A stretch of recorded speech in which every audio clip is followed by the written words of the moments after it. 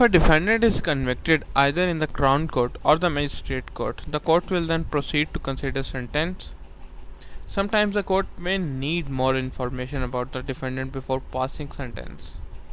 So if court needs more information regarding the defendant before giving the sentence, then court shall adjourn the case for a report to be prepared regarding that information. Typically a pre-sentence report prepared by probation service.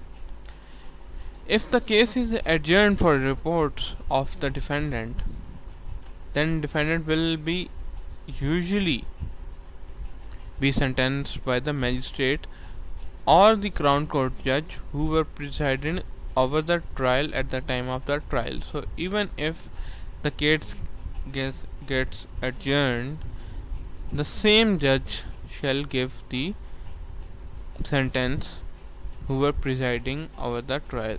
Now we shall talk about the different situations.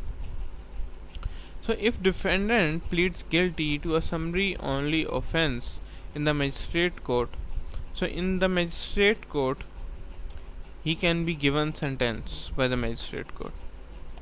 But if a person does that, the Crown Court cannot give that person a sentence. If a defendant pleads not guilty to a summary only offense in the magistrate's court, and therefore a trial in the magistrate court happens, at trial if that person is found guilty, then the sentence could be given by the magistrate court, and the Crown Court cannot give that person sentence because he was given a sentence in the summary trial, and Crown Court doesn't have the power to give sentence in the summary trial. If the defendant pleads guilty to an either way offense in the magistrate court, the magistrate court can give decision against that person but may commit the sentence to the Crown Court as well. And if it has been committed to the Crown Court, then the Crown Court can give the sentence against that person. If the defendant pleads not guilty for an either way offense in the magistrate court, and the matter stays in the magistrate court for trial, at trial the defendant is found guilty, the magistrate court can give the sentence against that person but may commit for sentence to the Crown Court if doesn't have the power to give sentence to that person.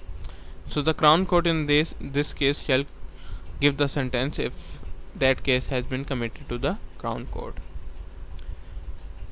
If the defendant pleads not guilty to an either way matter in the magistrate court, the case is sent to the Crown Court for trial, either because they decline jurisdiction or the defendant elects a trial in the Crown Court. At that trial the defendant is found guilty, then the magistrate court cannot give the decision against that person, and only the Crown Court must give the sentence against the defendant. If the defendant is charged with an indictable only offense which is sent to the Crown Court, they plead guilty at their plea and the trial preparation hearing in the Crown Court, then the magistrate court has no power to give this against that person, and only the Crown Court must sentence that defendant because of the indictable offense.